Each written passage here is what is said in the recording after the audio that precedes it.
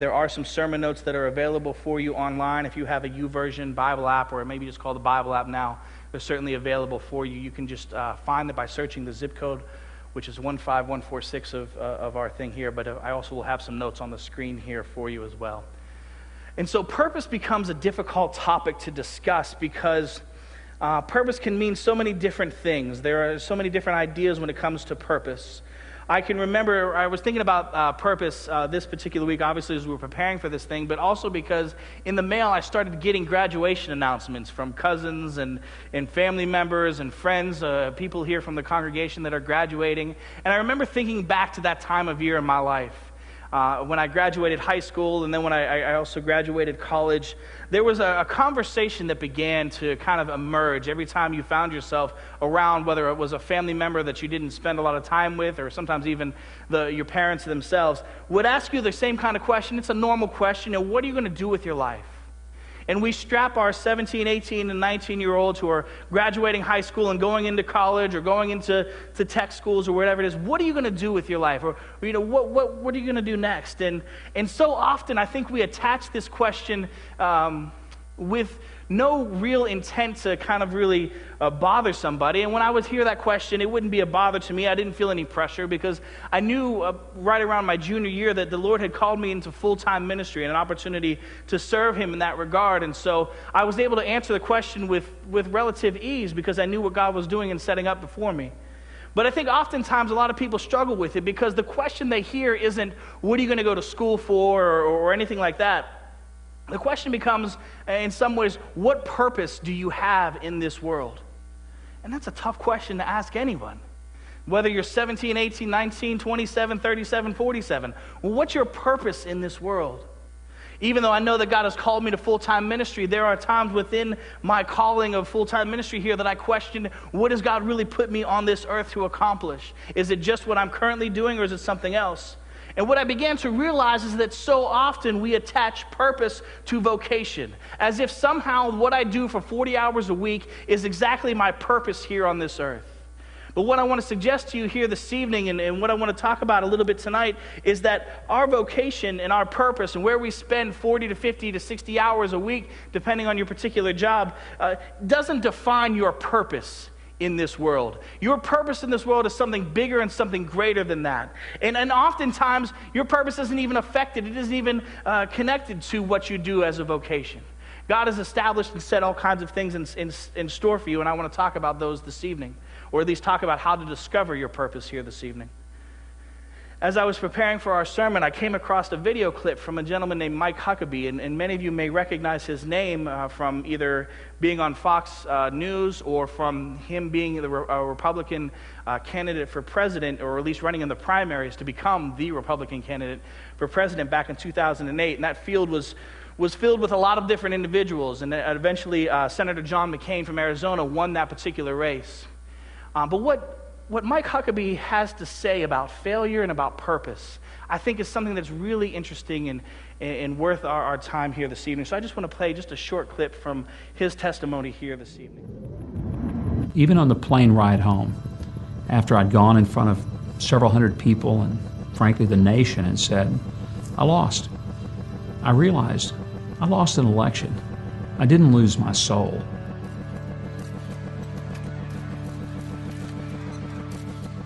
When it became very, very obvious that I wasn't going to be the president, and I knew the votes weren't there, I didn't have the delegates, and I knew I was going to have to go out there and tell my family and my supporters that it was over. In moments like that, you also remember that an election is not what life is about. It was incredibly comforting to know that even if I lost an election, something for which I had given almost 2 years of my life and that so many thousands of people across America had been a part of, that wasn't the totality of life. It was not the sum of everything. I knew that the same Lord who had given me life and then given me a rebirth when I was 10 years old would never leave me, and He would never forsake me.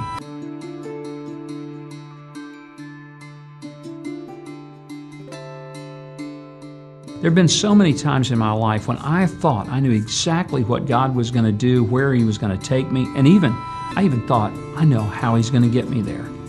And then suddenly, when all those plans just go totally haywire and they're upended, my first reaction, laying on my back, is to say, hey, Lord, I thought we had this all worked out, how this was going to be.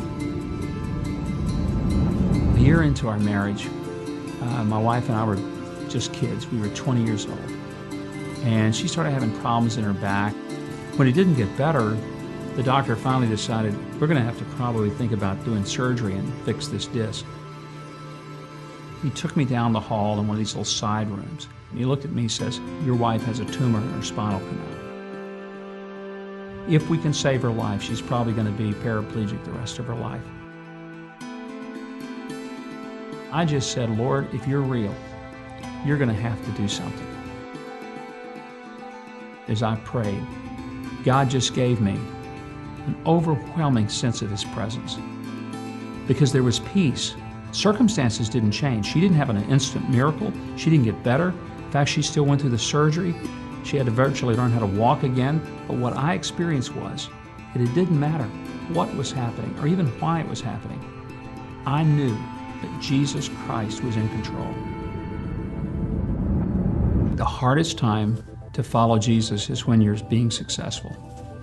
The easy time to follow Jesus is when you're bottomed out. Then you don't have anywhere else to turn. But when things are going great, when you win the election, when I've had those moments in my life where it did work out great, then it's easy for me to say, gosh, life's good. That's when I'm most vulnerable. The biggest mistake that I think I had to learn was that following Jesus doesn't mean I'm following Him to the White House, or I'm following Him to the governor's mansion, or I'm following Him to do television. No, I'm following Him to be with Him. And then wherever it is that He puts me and places me, my real job is not to be a governor or a president or a television personality. My job is to somehow be that person that God has created me to be, and to have influence on the world where He's placed me. It doesn't matter where that is.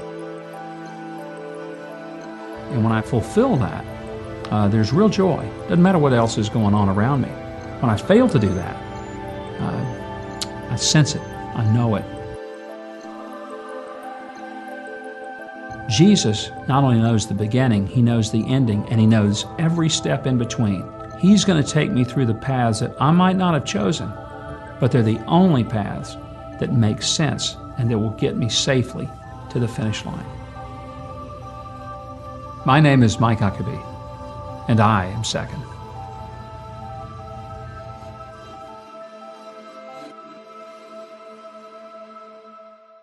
I really appreciated what Mike Huckabee shared there. He talked about a couple of different things. He said about how when he had first gotten married and things became really desperate in his life with his wife's health, and early on in their marriage after that had become a difficult thing, he said, Lord, if you're real, you have to do something.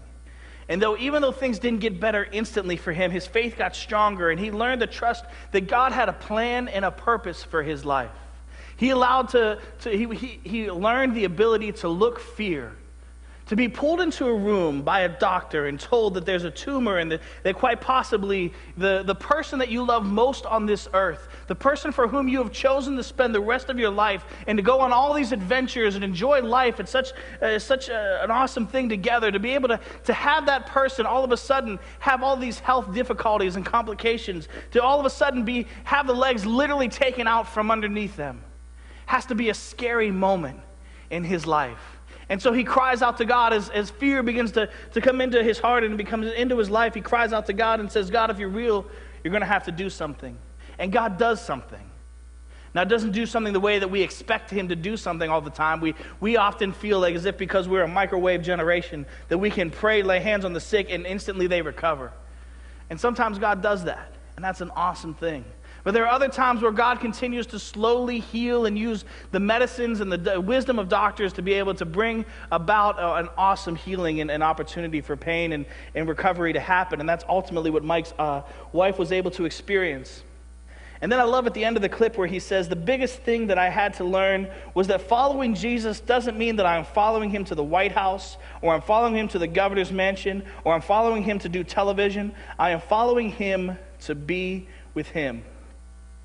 He goes on to say that he follows after Christ with the understanding that no matter where God has placed him, his real job is not to be the governor. His real job is not to be the president. His real job is to be his real purpose. His real reason for being here on earth is to be the person that God created him to be and to influence those around him for Christ. And I believe in his particular testimony there lies a nugget of truth for each and every one of us here as well. I think that sometimes when we think about purposes, we think about how it relates to how we're going to sustain our lives. But I believe that truly to have purpose in this life is to understand what God's daily plan for our life is. It's not about some sort of 10-year or 20-year plan that God may have, that we may decide to choose for ourselves. We have to understand what God's plan really looks like. And it's natural, it's normal for us to be involved in a situation where we're trying to figure out what's going to happen in the next 5 years, what's going to happen in the next 10 years, what's our life going to look like, how are we going to sustain all these different things, how are our cars going to stay on the road, how are these things going to happen. That's a natural, normal, practical thing, and it's a part of life.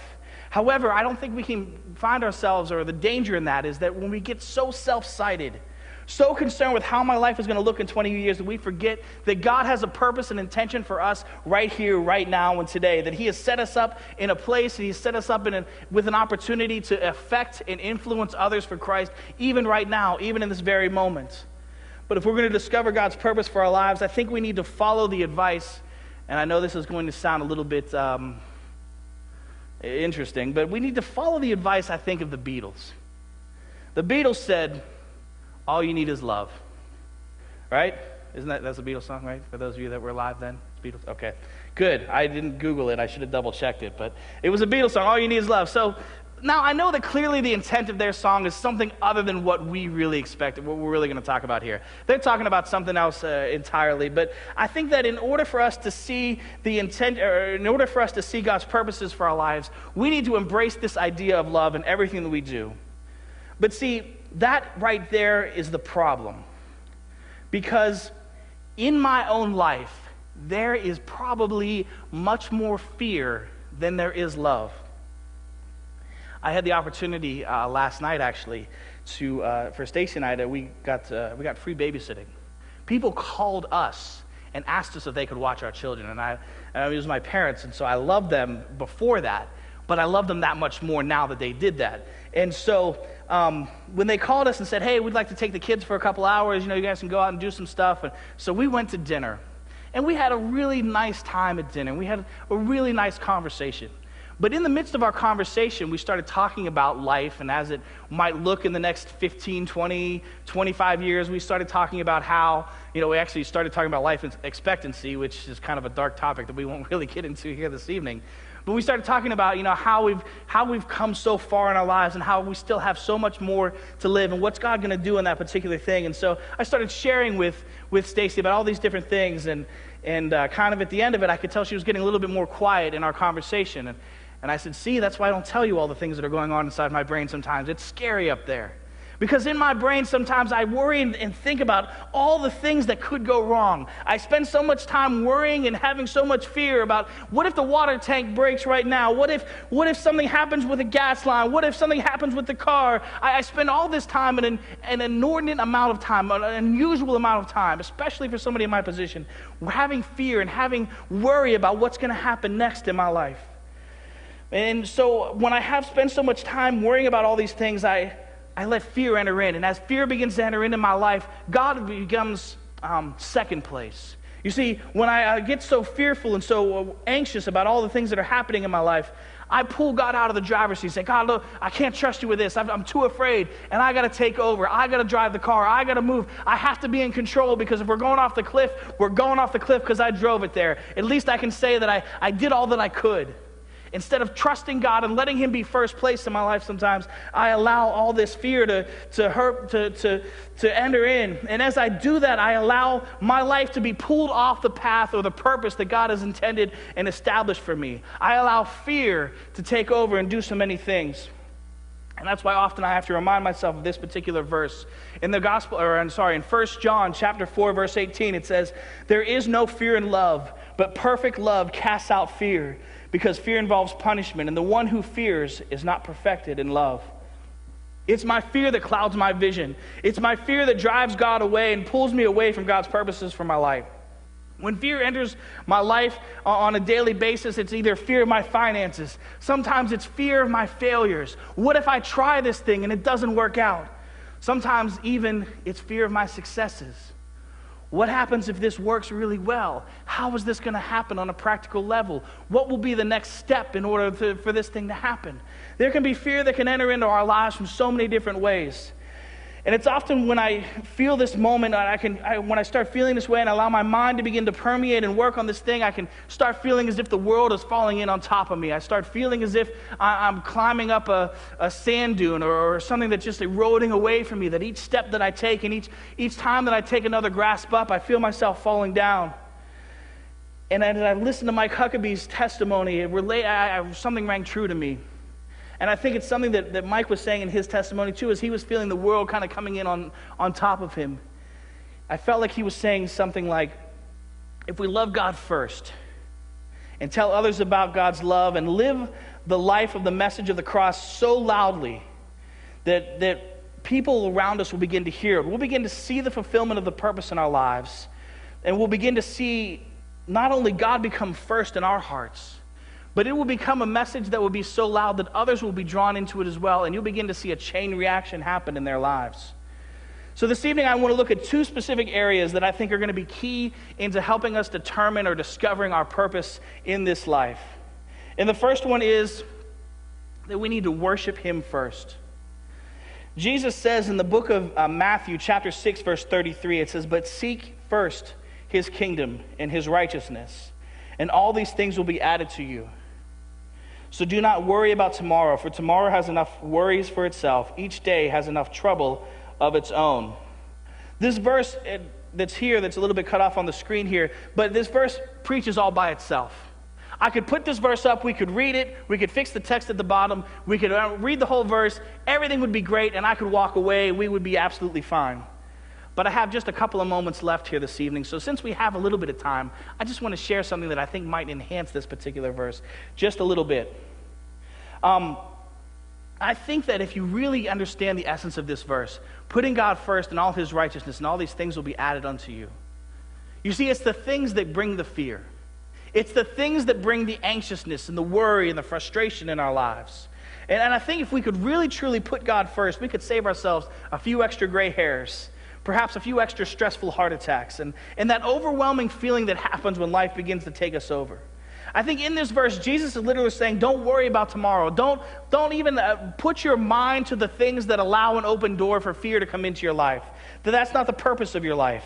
Don't let fear drive your decisions, because when you allow fear and worry to drive your decisions, you begin to be taken off the path that God established and put before you. If you want to find your purpose in life, you got to stay on the path. It's that simple. But if you allow fear to pull you off, if you allow worry to pull you off, if you allow all these distractions of all the world around you to pull you off of the path that God established for you, you'll never discover your purpose.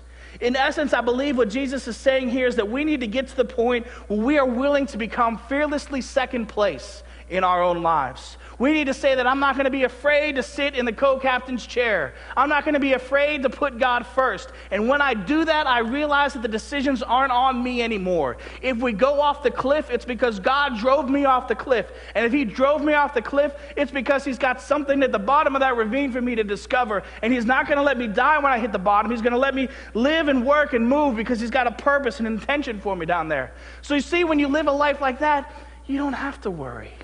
You don't have to be afraid. You don't have to get all worked up about life. Because even if you're flying off the edge of a bridge, God's still driving. He's capable of stopping that car in midair. He's capable of allowing that car to land like a feather on the bottom of the floor. He's capable of stopping that car in midair, wrapping it around the bridge 17 times in a cool loop-de-loop, and putting you back on just because He's God and wants to show everybody else about how cool He is and how He's going to protect you. So when you worship a God like that first, you don't have to worry about anything else.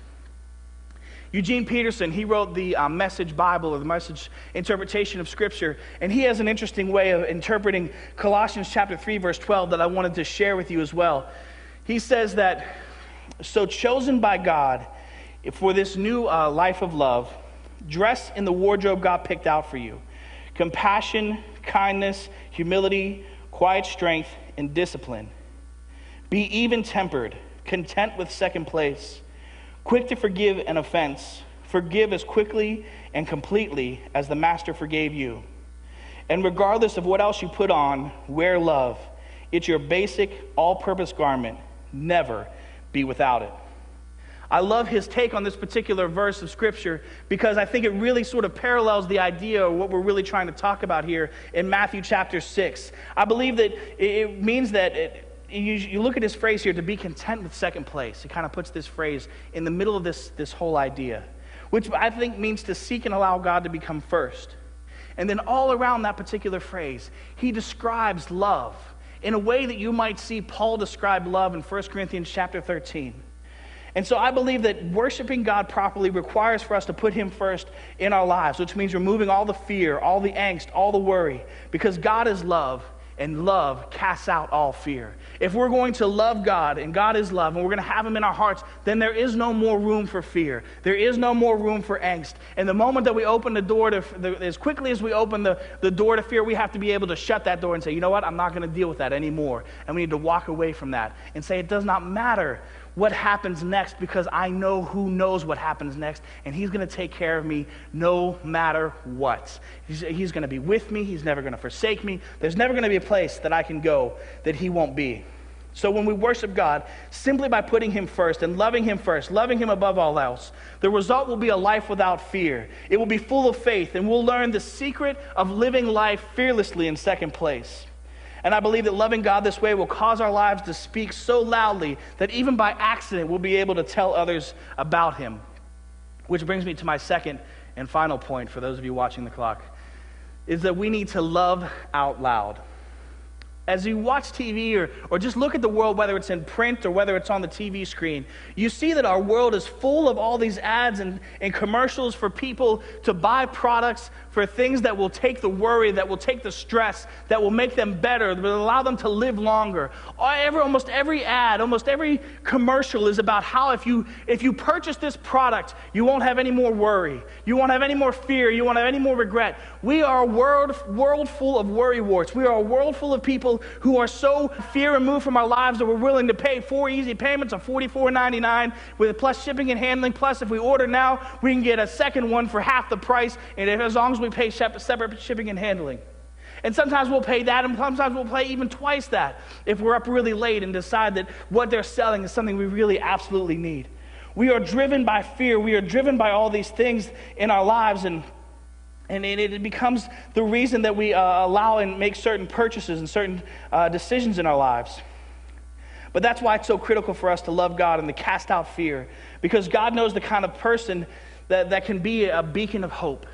And the person who is a beacon of hope is a person who lives without fear and embraces the love and the hope of something greater than themselves. And there's something about that. When you come across somebody who's not afraid, that's why the best salesmen are the most confident, because they don't seem afraid of anything. They don't seem worried about anything. And if they can just spread that confidence to you, then all of a sudden you want to buy whatever it is they have. You want to be a part of whatever it is they do, whatever their vocation is, whatever their job is. You want to be that too, because if they don't have any fear, that's what you want in your life as well. But if we live a life that is surrounded by people who don't know God, they find themselves in a situation where they're constantly inundated with all of these messages of fear and worry and loss of hope. You know, if you watch the news, if you just spend time talking to neighbors, if you'll come up with such a negative impact or a negative position of life, because these people who are struggling in their marriages and struggling to figure out things that are happening are doing so without the love of the Savior. Now, I'm not saying that because we know Christ we have no struggles, but what I am saying is that our struggles become easier because we know there is somebody that can help us. But imagine being in a situation where there is nobody there to help you, where you are truly feeling alone, where there is no Savior. You know, sometimes we turn our back and forget that God's there, but these people never knew that He was there to begin with. And so now all of a sudden there's somebody confident. There's somebody who has an ability to not have any fear because they're worshiping God first and solely in their lives. And they become across this person's path. All of a sudden that becomes a light, a ray of hope. And that's why Jesus says in the Gospel of John, chapter 13, verse 35, he says, "By all this, all men will know that you are my disciples, if you have love for one another."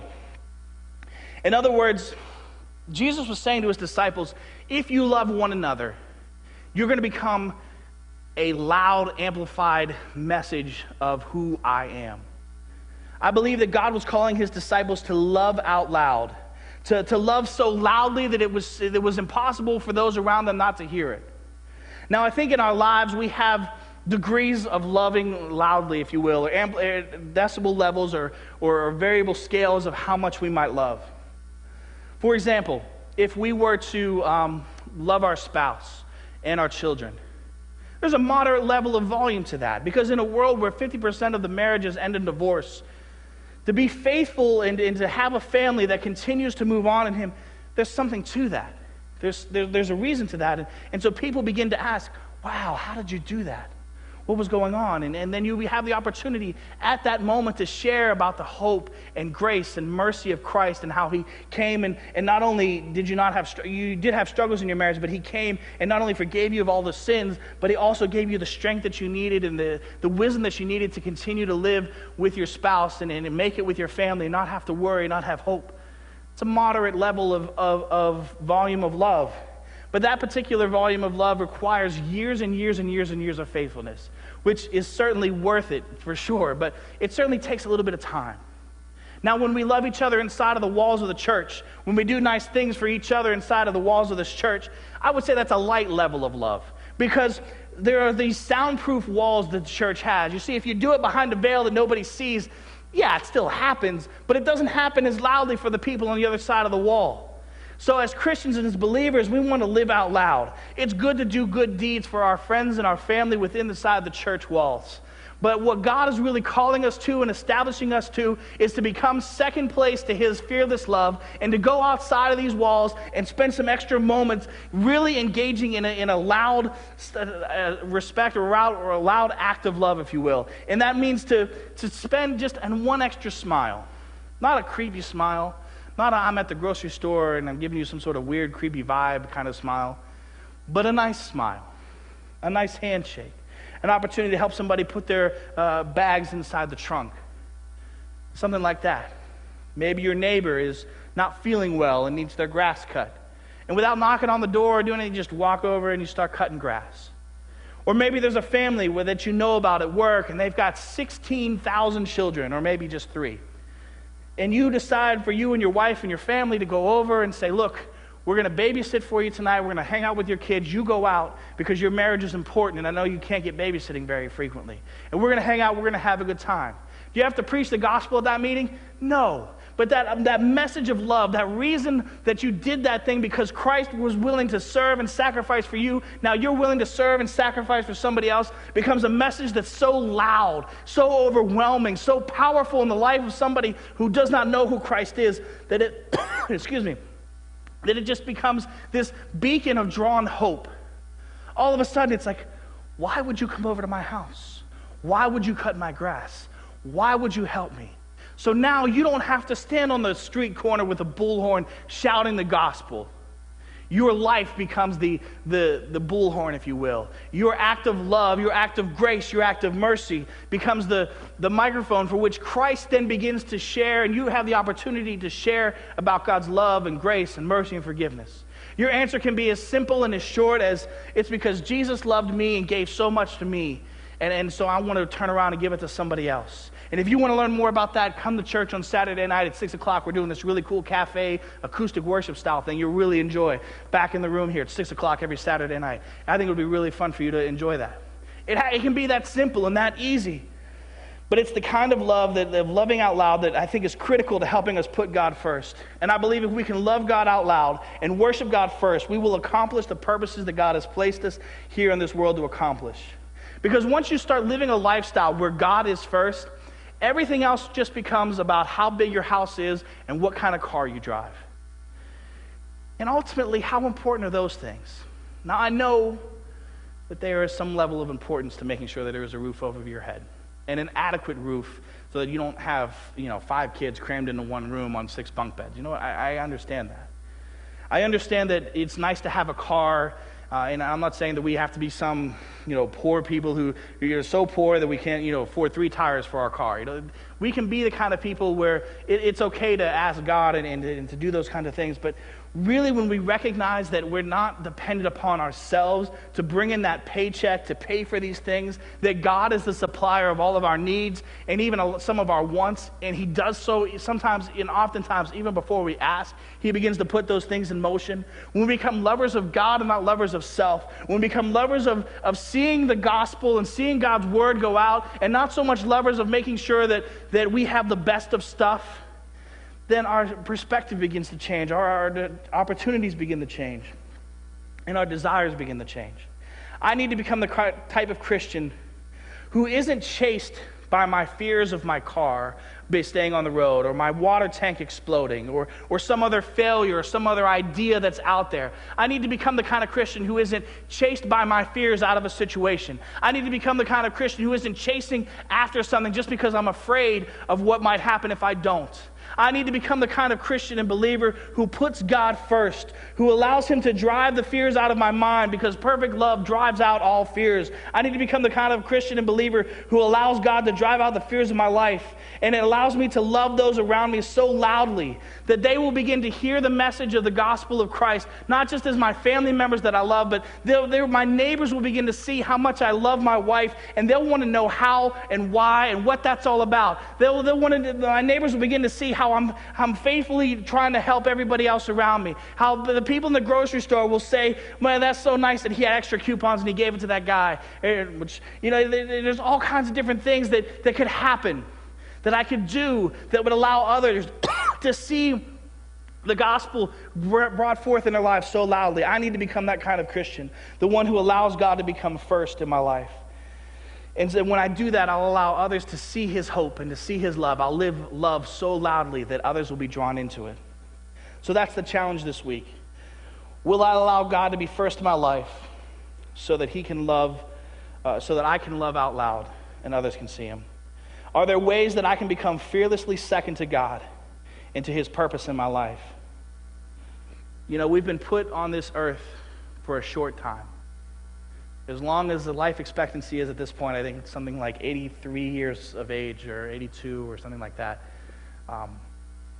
It may seem like a long time, it may seem like a short period of time, but the truth of the matter is it's like a vapor in comparison to eternity.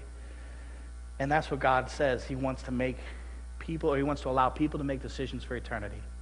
So your 5 minutes of helping somebody, your 10 minutes, your one night of assisting somebody, if life is like a vapor, it's like a millisecond. And if that millisecond could turn somebody into an eternal decision for Christ, isn't it worth it? Let's close in a quick word of prayer. Heavenly Father, I ask